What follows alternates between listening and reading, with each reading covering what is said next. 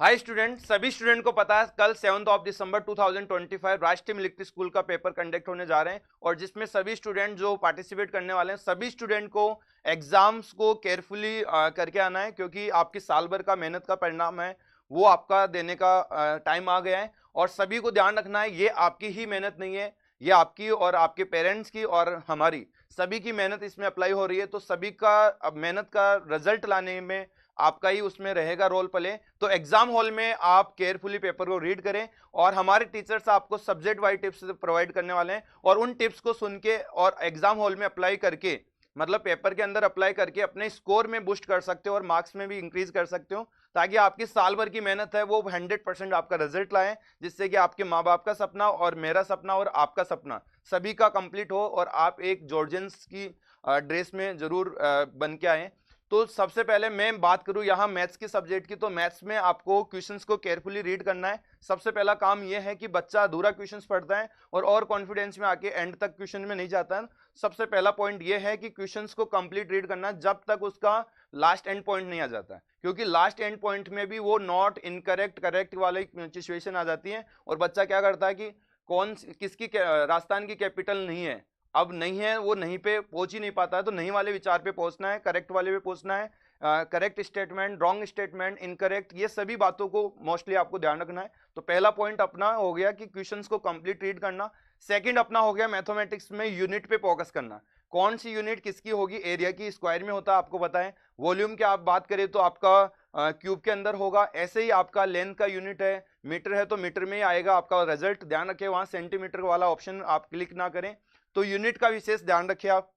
Second हो गई बात ये यूनिट को लेके, और थर्ड बात हो गई अपनी कैलकुलेशन में। कैलकुलेशन में विशेष ध्यान रखिए, मल्टीप्लाई करते समय, डिवाइड करते समय, ऐड करते समय, माइनस करते समय, चारों में फोकस कर रखना है। डेसिमल का स्पेशली आपको ध्यान रखना है, ओके। एंड कैंसिल करते समय आपको ध्यान रखना है कैंसिल किस नंबर से कर रहे हो, न्यूमिनेटर डिनोमिनेटर को आपको स्पेशली ध्यान रखना है। जो लेंथली क्वेश्चन है, उलझन वाला क्वेश्चन है, उसको अटेम्प्ट नहीं करना है। जब आपको वन टाइम रीड करके आपको उसका रिजल्ट नहीं मिल रहा है, मीन्स उसका ऑप्शन नहीं आ रहा है, तो आप उसको बड़ा रिमार्क करके आप आगे की क्वेश्चन फॉरवर्ड हो जाए, क्योंकि मैथ्स ऐसा सब्जेक्ट है जो आपको आउट ऑफ दे सकता है, बट उसको आप वन टाइम में 100% रिजल्ट आने के चक्कर में आप और सब्जेक्ट का नुकसान करके आ सकते हैं। ये भी आप बात ध्यान रखें, क्योंकि मैथ्स और रीजनिंग आपका एक स्कोरिंग सब्जेक्ट है, जिसको आप वन टाइम में फिल करने का प्रयास करोगे तो आपका स्कोरिंग अच्छा नहीं बन पाएगा। ध्यान रखें, आप वन टाइम में यदि 50 आउट ऑफ 50 कर भी लेंगे तो आप इंग्लिश, जीके इस प्रकार के सब्जेक्ट पे फोकस नहीं कर पाएंगे, और वहां पर भी इक्वल मार्क्स के क्वेश्चंस होते हैं जो इंपॉर्टेंस मैथ के बराबर है उतने सब्जेक्ट, क्योंकि वहां रीड करके आपको आंसर मिल जाएगा बट यहाँ कैलकुलेशन करके आपको आंसर मिलेगा। तो ध्यान रखने वाली बात यह है कि रीड करके आंसर मिलने वाले क्वेश्चंस को भी आप केयरफुली रीड करके आंसर दें, क्योंकि आप पूरा एक आप क्वेश्चन पेपर को एक कंप्लीट राउंड कर लोगे तो उससे आपको ये क्लियर हो जाएगा कि आपके पास टाइम सेविंग कितना है और क्वेश्चंस कितने हैं। उसके अकॉर्डिंग आप सेकंड आपका स्पीड बढ़ाना है और टाइम आपका अच्छा खासा बचे तो आपको केयरफुली उन क्वेश्चंस को बनाना है, क्योंकि फर्स्ट राउंड में जो क्वेश्चंस बनेंगे वो आपका एक एवरेज स्कोरिंग वाला बनेगा, और जो सेकंड राउंड में आपका बनेगा तो फाइनल वो रिजल्ट वाला स्कोरिंग वाला क्वेश्चंस कवर होंगे। ध्यान रखिए, मोस्टली बच्चों का वही क्वेश्चन आपको डिफिकल्ट नजर आ रहा है, वो ऑल एग्जाम में बैठने वाले स्टूडेंटों को भी लगभग डिफिकल्ट नजर आएगा, और उन्हीं डिफिकल्ट क्वेश्चंस को बनाने वाले बच्चे का 100% रिजल्ट मिलेगा। तो ये मोटी मोटी बातें थी जो मैंने आपको बताई, और इसको आप एग्जाम हॉल में बिल्कुल फोकस के साथ रखना है, दिमाग में रखना है, ध्यान रखना है इस बात का। और ध्यान रखना आपकी कट ऑफ और आपका रिजल्ट ये डिपेंड करेगा कि आपके एग्जाम हॉल में आपको पेपर कैसा मिला, क्योंकि आपने एकेडमी में आउट ऑफ किया होगा, 50 आउट ऑफ 50 किया होगा, मैथ में, रीजनिंग में भी किया होगा, इंग्लिश में भी किया होगा, जीके में भी किया होगा, लेकिन लाइक पेपर कैसा है आपका वो डिपेंड करेगा आपका। आप एग्जाम हॉल में ये अप्लाई करना सीख गए कि मेरे को 50 में 50 लाना होगा, या आप गार्जियंस ने बोल के भेजा है या टीचर्स ने बोल के भेजा है, तो ये दिमाग में बिल्कुल मत रखना, क्योंकि पेपर के अकॉर्डिंग मार्क्स अचीव होता है और पेपर के अकॉर्डिंग कट ऑफ जाती है और पेपर के अकॉर्डिंग रिजल्ट मिलता है। तो ध्यान रखना है, ये दिमाग में बिल्कुल नहीं रखना है। आप अपना 100% देना बेस, और किसी के बारे में ज्यादा नहीं सोचना, आप अपना 100% देना। उसके बाद आपके चाहे वो 45 आए, चाहे वो 50 में आउट ऑफ 50 आए, चाहे 49 आए, क्योंकि हम टीचर्स का आपको उम्मीद जगाते हैं ओनली, और कुछ नहीं होता। लेकिन एग्जाम हॉल में जब आपके सामने रहेगा पेपर तो कैसा रहेगा, क्योंकि टीचर्स उम्मीद किस लिए जगाता है, क्योंकि वो टीचर्स का बनाया हुआ पेपर का पैटर्न है, और जो हमको नजर आता है कि वो आपके लिए बिल्कुल आउट ऑफ मार्क्स लाने की एक प्रोबेबिलिटी रखता है। लेकिन जो एग्जामर बना के पेपर भेजा है उसकी प्रोबेबिलिटी आप डिसाइड नहीं कर सकते, क्योंकि उसकी डिसाइड तो हम भी नहीं कर सकते एग्जाम हॉल में आप कैसा पेपर दे रहे होंगे। ठीक है, तो बच्चा आउट ऑफ के चक्कर में नहीं रहना है, आपको ज्यादा से ज्यादा स्कोरिंग कवर करना है, उसके चक्कर में आपको रहना है। और फिर आप देखना अपना रिजल्ट है वो 100% मिलेगा, और मेहनत है टीचर्स एंड आपके गार्जियंस की, और आपकी वो 100% रंग दिखाएगी, और आप जॉर्जन की ड्रेस में जरूर हमको देखने को मिलेंगे। और जब आपका रिजल्ट आता है तो मिठाई जरूर रखना हमारे लिए। और सबको स्टूडेंट को एडवांस में बेस्ट ऑफ लक बरमोस एकेडमी की तरफ से और बरमोस एकेडमी की परिवार की ओर से। ओके, तो आई होप, मेरे को यही आशा रहेगी कि कल के दिन आप एग्जाम हॉल में बहुत ही बेटर परफॉर्मेंस करेंगे। और ऐसे ही मैं मैथ्स की टिप्स दिया हूँ, ऐसे मेरे सब्जेक्ट वाइज जो स्टाफ है वो आपको टिप्स प्रोवाइड करेंगे, उनकी भी टिप्स आप जान के अपने स्कोर के लिए हेल्प उठाइए। मेरे को दीजिए इजाजत। जय हिंद, जय भारत।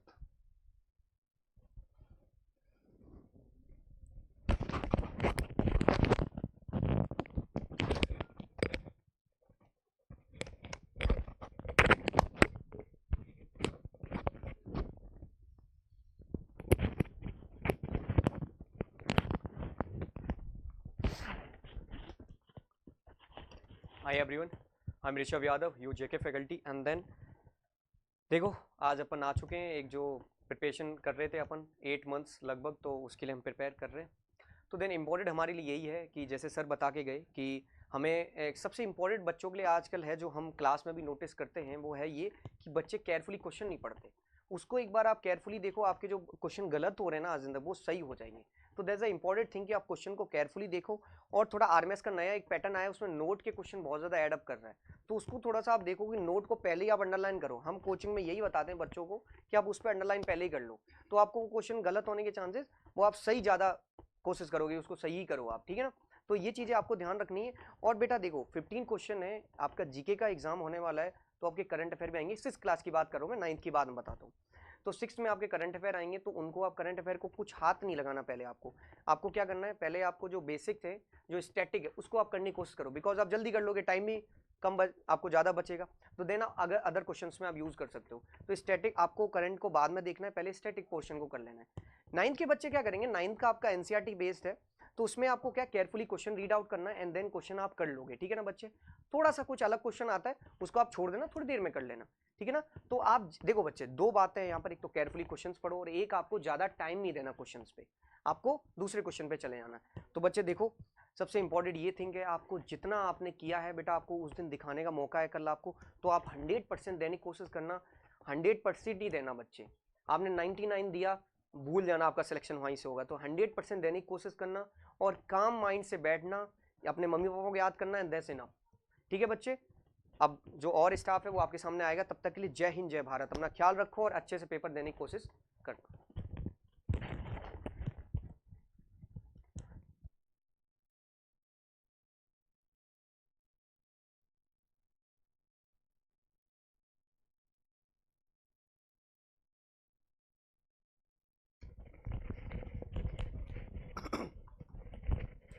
सो गाइस, फाइनली वो टाइम आ चुका है जिसका आप सभी बेसब्री से इंतजार कर रहे थे, बहुत ईगरली वेट कर रहे थे। ठीक है, कल आपका एग्जाम है आरएमएस का, और आप सभी को अच्छा परफॉर्मेंस देना है कल, ठीक है। और सबसे पहले देखो, टिप्स एंड ट्रिक्स बाद में बताऊंगा मैं, उससे पहले मैं ये पूछना चाहूंगा कि ओवर थिंकिंग हो रही है ना, होती है ना आपको ओवर थिंकिंग? तो बच्चों देखो, ओवर थिंकिंग को आपको अपने कंट्रोल में रखना है सबसे पहले, ठीक है। कई बच्चे होते हैं कि वो बहुत ज़्यादा एंशियस होते हैं कि भाई कल पेपर कैसा आएगा, अलग अलग टाइप के वो सिनेरियोस क्रिएट कर लेते हैं। तो बच्चों देखो, डरना नहीं है बिल्कुल भी, ठीक है। आपने प्रिपेयर करा है, हमें हमारे कंटेंट पे भरोसा है, आपको अपनी तैयारी पे भरोसा है, और वो जो भगवान है, वो जो देख रहे हैं, जिसने तैयारी करी है, ठीक है, उनको तो वो फल जरूर देंगे, ठीक है। तो बिल्कुल भी टेंशन नहीं लेने की। अगर किसी को टेंशन हो रही है बिल्कुल, क्योंकि देखो मैं खुद ही, हम जितने भी हमारे स्टाफ है, ठीक है, वो कभी ना कभी इस फेज से गुजरे हुए हैं, ठीक है। उन्होंने कभी ना कभी कॉम्पिटेटिव एग्जाम अभी तैयारी कर रहे हैं या फिर तैयारी कर चुके हैं, ठीक है। तो वो भी इस फेज से गुजर चुके हैं, उनको भी ओवर थिंकिंग होती है, उनको भी डर लगता है, ये बहुत नॉर्मल है एज ए ह्यूमन, ठीक है। तो आपको क्या करना है, अपने जब भी आपको ऐसा लगे कि भाई ओवर थिंकिंग बहुत ज्यादा हो रही है, ठीक है, तो कुछ नहीं करना आपको। जैसे मैं क्या करता हूँ, कभी भी स्ट्रेस होता है मेरे को तो मैं मेरी मम्मी के पास जाता हूँ और मैं बोलता हूँ कि मम्मी एक फटाफट से एक बढ़िया सी हेड मसाज दे दो मेरे को आप, ठीक है। तो आप भी अगर किसी किसी गार्जियन के पास रह रहे हो, आपकी मम्मी है, पापा है, या फिर कोई भी गार्जियन है, अगर आपको ऐसा लग रहा है कि भाई नींद नहीं आ रही है या फिर कुछ भी ऐसा आपको अनईजीनेस लग रही है, तो आप जाकर एक बढ़िया सी हेड मसाज लीजिए और उसके बाद सो जाइए। मैं 100% बोल रहा हूं कि उस हेड मसाज के बाद आपका जितने भी नर्वस सिस्टम है वो बिल्कुल काम डाउन हो जाने वाला है, ठीक है। कल आपकी नॉलेज का तो टेस्ट है, साथ के साथ आपका जो नर्वस सिस्टम कैसे रिएक्ट करता है उस कंडीशन में, उसका भी टेस्ट है, ठीक है। तो अब आ जाते हैं टिप्स एंड ट्रिक्स पे। तो सबसे पहले बच्चों, जो भी आपका रीजनिंग का सेक्शन होगा, ठीक है, उसमें आपको अच्छे से बिल्कुल पेशेंटली, ठीक है, पेशेंस के साथ आपको एक एक क्वेश्चन को अच्छे से पढ़ना है। क्योंकि देखो, सबसे पहले मैं सिटिंग अरेंजमेंट की बात करता हूं। सिटिंग अरेंजमेंट में 4-5 लाइन के स्टेटमेंट होता है, बहुत बड़े स्टेटमेंट होता है, ठीक है। उसमें अगर आपने नॉट नहीं पढ़ा, नॉट को कुछ और पढ़ लिया, ईदर को आपने नीदर पढ़ लिया, ठीक है, तो पूरा पूरा आपका टाइम खराब हो जाने वाला है। क्योंकि एक सिटिंग अरेंजमेंट को बनाने के लिए एवरेज अगर मैं देखूं तो 2 मिनट तो लगते ही लगते हैं, ठीक है। इससे बढ़िया कि आप पूरा जो अपना स्टेटमेंट है उसको ढंग से पढ़े, ठीक है, दोबारा ना पढ़ना पड़े, इसलिए उसको अच्छे से पढ़े। कोई बात नहीं अगर आप उसको थोड़ा सा टाइम लेकर पढ़ रहे हो, तो कोई इसमें बिल्कुल कोई बात नहीं है, पर आपका वन गो में वो चीज बननी चाहिए। अगर नहीं बनी ना, तो वो फिर प्रॉब्लमेटिक सिचुएशन आपके पास हो जाती है। अगर वो नहीं बनती है तो फिर आपके दिमाग में आपका, अगर वो पजल नहीं बनी, तो फिर आपका नर्वस सिस्टम वापस से एक्टिव हो जाता है और बिल्कुल आपका एंशियसनेस बढ़ जाती है, ठीक है। तो वो उसको उस चीज को अवॉइड करना है। और सबसे पहले जितनी भी आपके क्वेश्चन है जो वन गो में हो रहे हैं, ठीक है, ठीक है, दोबारा बोल रहा हूं कि वन गो में हो रहे हैं, जिनमें बिल्कुल भी टाइम आपको एकदम फटाक से देखते ही लॉजिक आपको पकड़ में आ जाता है, तो वही आपको अटेंड करना है। कॉन्फिडेंस जिसमें है ना, वही अटेंड करना है, ओके। और बाकी ये मैंने आपको बताई सिटिंग अरेंजमेंट की बात, ठीक है। और दूसरी बात बताना चाहूंगा काउंटिंग ऑफ फिगर्स की, ठीक है, जिसमें अगर आपने कभी ना कभी वो फिगर सॉल्व करी हुई है, कभी आपने वो देखी हुई है, या फिर वो डुएबल है, भाई ज्यादा उसमें कुछ कॉम्प्लिकेटेड नहीं है, तो वो आपको अटेंड करनी है। अगर ऐसी नहीं आई है जो कभी भी नहीं देखी आपने, तो उसको वहीं के वहीं छोड़ देना, उसको बाद के लिए आपको करना है, ठीक है। ऐसा नहीं है कि वो जो प्रॉब्लमेटिक सिचुएशन है वो आपके लिए, ये वो प्रॉब्लम है, वो डिफिकल्ट है, वो आपके लिए, वो सभी बच्चों के लिए डिफिकल्ट होगी बच्चों, ठीक है। वैसे तो 95% जो मैंने करवाया है, जो मैंने आपको कंटेंट दिया है, उसमें से ही आपके काउंटिंग ऑफ फिगर्स में देखने को मिल सकता है, ठीक है। और बाकी मैं आता हूं एनालॉजी पर, ठीक है। एनालॉजी में बहुत सारे बच्चे क्या करते हैं कि जो 4 ऑप्शन दे रखे हैं, उन 4 ऑप्शन में से ही एक फटाफट क्लिक टिक कर देते हैं, वो लॉजिक नहीं समझते हैं, ठीक है। तो जल्दीबाजी नहीं करनी, आपको एलिमिनेशन मेथड से करना है। जो मैंने एलिमिनेशन मेथड सिखाया ना आप लोगों को, ठीक है, उस मेथड से ही आपको जब बाकी जो 3 ऑप्शन है उनको एलिमिनेट करके जो बच रखा है ना, वही आपको सॉल्व करना है, ठीक है। नंबर सीरीज की अगर मैं बात हो, तो नंबर सीरीज में अगर आपको विद इन 1 मिनट या फिर 1.5 मिनट अगर आपको लॉजिक नहीं बैठ रहा है, तो आपको उसको ड्रॉप करके अगले क्वेश्चन पर जंप कर देना है। ब्लड रिलेशन में भी मैंने आपको जो चीजें बताई हैं कि भाई फ्रॉम, ठीक है, वो बाकी सारी चीजें मैंने आपको बता रखी है, वो आपको बिल्कुल ध्यान से आराम से पेपर को अटेंड करना है, ठीक है। और देखो ये तो टिप्स एंड ट्रिक्स की बात होगी, और मैंने कई सारी बुक्स में पढ़ा है और बहुत सारे लोगों से सुना है कि भाई लाइफ इज अ रेस, ठीक है, लाइफ एक रेस है। तो बच्चों लाइफ रेस है, सबके लिए रेस है, बट वो आगे कौन जाता है? आगे वो लोग जाते हैं जिनके साथ में उनके टीचर्स होते हैं और उनके पेरेंट्स का जो साथ होता है ना, ठीक है, और उनकी खुद की मेहनत होती है, वो उस रेस में आगे बढ़ते हैं, ठीक है। तो आपके पेरेंट्स हैं, उन्होंने भी आपके ऊपर ट्रस्ट रखा है, ठीक है, हम लोग भी आपके ऊपर ट्रस्ट कर रहे हैं, बिल्कुल अच्छा, बहुत अच्छे से अच्छा मैंने आपको कंटेंट पढ़ाया, बाकी सारे टीचर्स ने भी आपको बहुत अच्छे से अच्छा मैराथन्स करवाई है, बाकी बहुत सारी चीजें करवाई हैं आप लोगों को। तो हमें कॉन्फिडेंस है और आपको भी बिल्कुल नर्वस नहीं होना है, बिल्कुल कॉन्फिडेंस के साथ जाना है। अच्छा, अगर अच्छा खा के जाना, बढ़िया, ठीक है, और बिल्कुल नर्वस नहीं होना, मेन बात नर्वस नहीं होना, ठीक है। अच्छा जाएगा, सब बढ़िया होगा, ठीक है। जय हिंद टू ऑल। और बाकी अब आपके इंग्लिश वाले सर रहेंगे, वो आपको कुछ टिप्स एंड ट्रिक्स बताएंगे।